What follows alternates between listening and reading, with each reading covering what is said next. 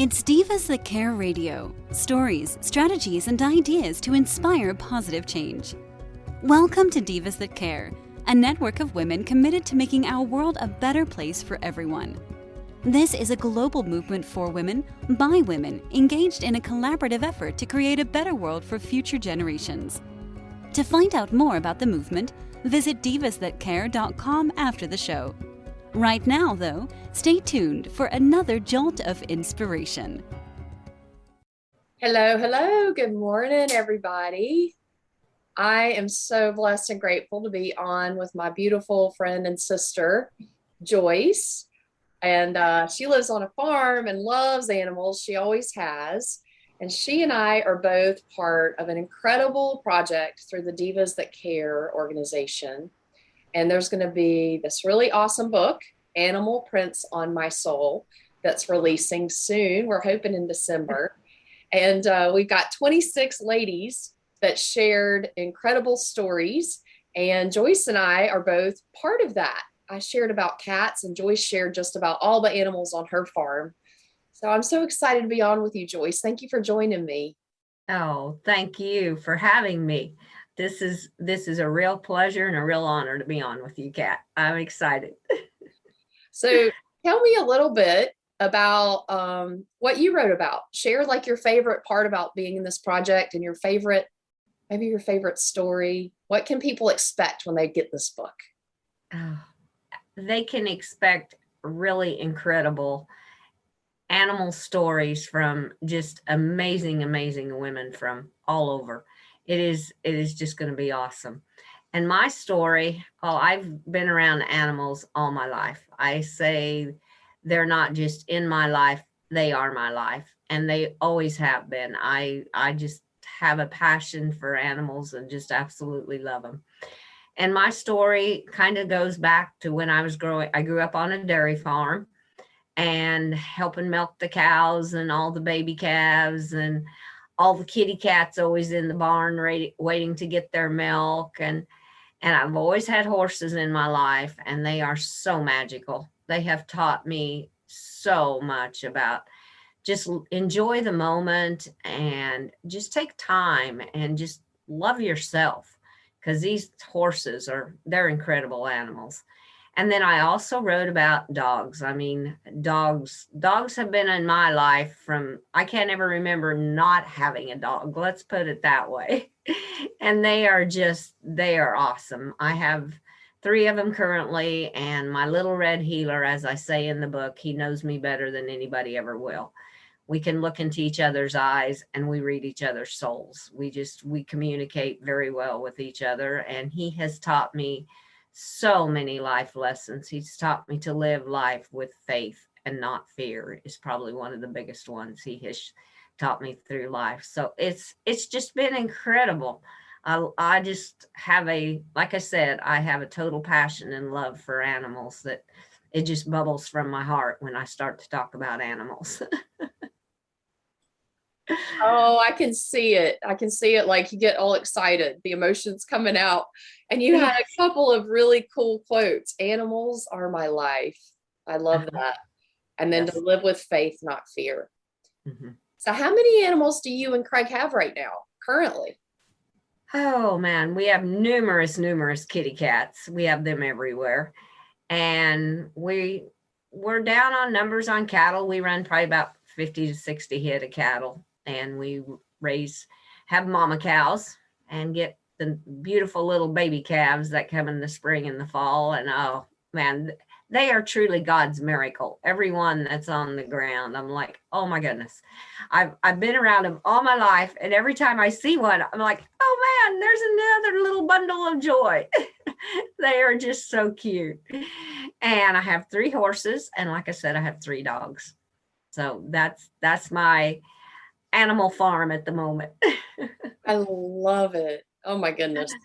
Well, as you were talking about all the animals, I was kind of like excited and also a little jealous because I want to put some more animals on my farm here. I think I'm leaning towards cattle are a pretty big ordeal. My cousin has some, but I'm thinking about doing rabbits and chickens because I could do a really big fenced in area and have them both together. But as you know, I have a lot of cats. I'm the community cat lady in our little town. And I've had so many show up. Oh, really that's neat. awesome. Yeah. You remind me of my husband. I always call him the cat magnet because wherever he is, you're going to find a bunch of cats around him, whether he's working on something or just walking across the yard. They follow him like dogs. It's so cute. It's really neat. Yeah, Well, go ahead. I was just going to ask you, Kat, you are an author in this book also. What all did you? Well, I see one of your kitties. That's awesome. I'm sorry. I just had to bring that out. That's that. Just perfect timing. They're everywhere all the time. Oh, wow. So, what does your story all tell about your cats in your book? And what are some of the favorite things that you highlighted in there? I kind of talked about the personalities of the different kitty cats. Being a community cat lady, and we have, I think, about 27 right now. It's usually between 20 and 30 at any point in time. But I literally, well, they'll just turn up. My neighbor brought one. There's one that's blind in one eye. I'm calling her Joe, one-eyed Joe. Yeah, Jojo, she's so sweet. But my neighbor from next door brought her over because she was climbing in the trash, and his roommates were not very happy, and she was going to have an untimely demise if she didn't have a home. So now she lives with me, and I've got my sister-in-law's bringing one of her cats tonight. So people just kind of drop them off, but they all, even though like some people may think a cat is a cat, they're not. They all have their different personality. Some connect more with you. Some want to snuggle more. They all have different coloring. They're just each like a little miracle, and they're so cute to watch when they grow from being itty bitty. And then, so I'm able, I was trying to get them all fixed because I'm trying to be a responsible cat lady, right? Not just have like kids show up. But COVID caused a big problem. I had one cat, Nat Jane, that turned up, and from her, I ended up with 26 cats because she had 4 litters, and one of her litters had litter. Actually, 2 of her babies had babies. So, and because of COVID, I was taking them in to get them fixed, but they were like, we're closing down. So they closed down for 9 months. And in that 9 months, that's all it takes for you to end up several batches of cats showing up. And you're like, oh no. And then when you get behind, then you got to go get them all fixed. It's just been a process, but they're all so sweet. And they follow me across the yard too. So when you were talking about Craig, it reminded me, my grandfather loves when I whistle. Like I can whistle this kind of little Pied Piper tune, and they will literally all come following me across the yard. And my grandfather just loves it. It's hilarious. They're so funny. Oh, that is really special. Well, how do you feel they have impacted your life, having cats around you? It's taught me, I think, a little bit more patience and just going with the flow, because they, they're going to have their own personality, and there's no way you're going to convince a cat to do anything they don't want to do. Okay. So you just have to be patient, and they, win them over a little at a time, and then they start to trust you. It's fun when there's that one that's completely afraid of you. Booger. Oh my goodness. She is such a scaredy cat. But she got hurt. She hurt her leg. And even though she doesn't want me to pick her up, and she's kind of skittish when I feed her, she'll let me pet her every once in a while. As soon as she got hurt, she came right to me because she knew I was going to fix it. Yeah. So it's just funny how they know where to go, and they bring their kittens to me. Like the ones that are kind of feral, they'll have their kittens outside next door, and I don't know where they are, but as soon as they get big enough to walk, then they bring them over here to my barn, and they're like, okay, now it's time for you to be part of the herd. It's so funny. Oh, they crack me up. Oh, it's so fun. Oh, man. That is just awesome. And I love how you said they've taught you patience, and they do have, I agree with you, they have so many different personalities. Every one of our kitties is just different. Some of them you can pick up and they just love to snuggle, like you said. And others, they're like, nah, you can pet me, but I don't want to snuggle with you.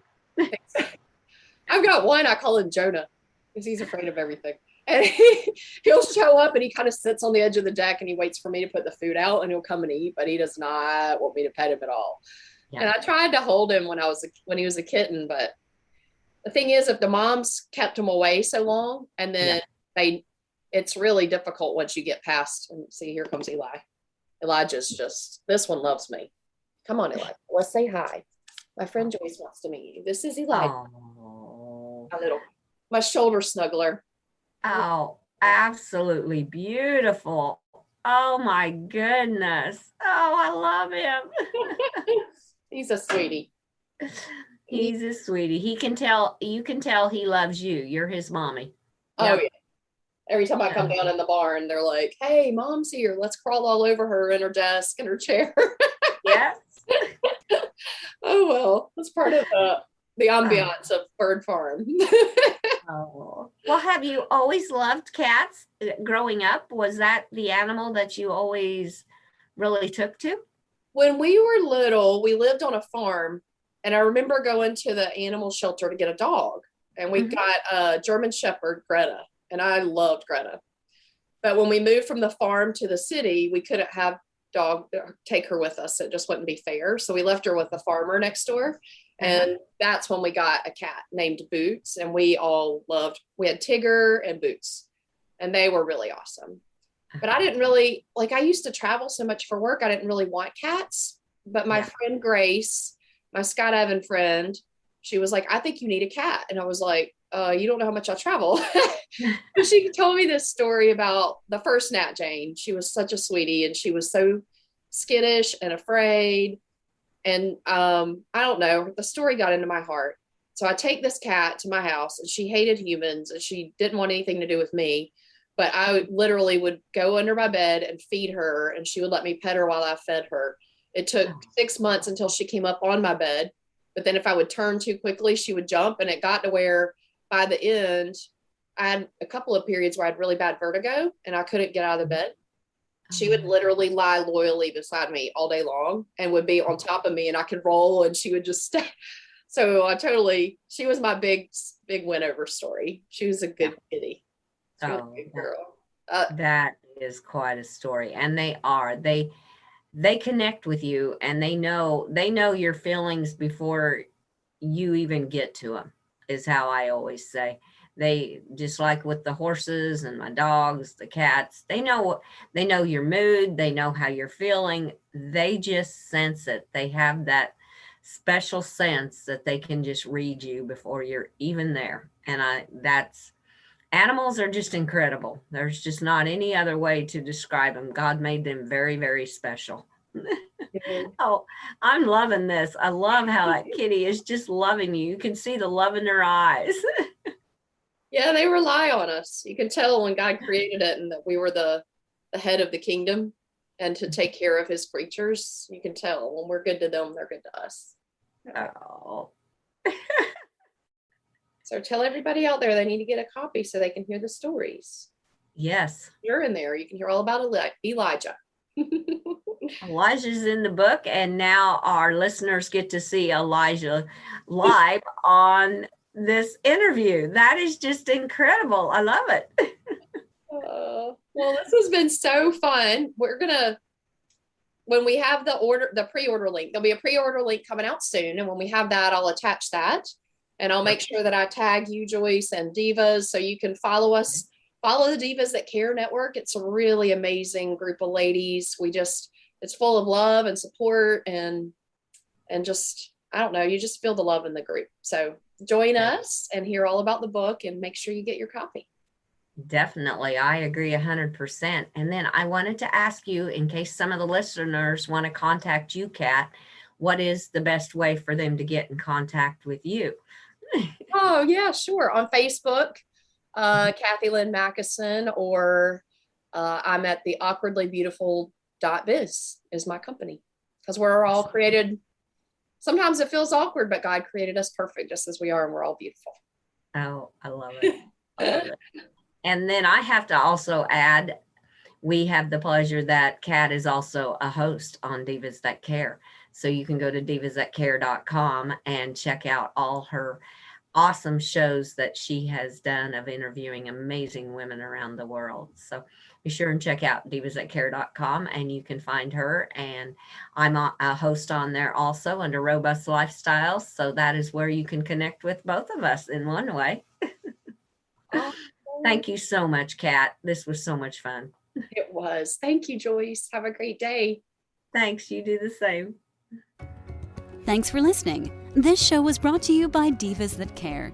Connect with us on Facebook, on Instagram, and of course on divasthatcare.com, where you can subscribe to our newsletter so you don't miss a thing.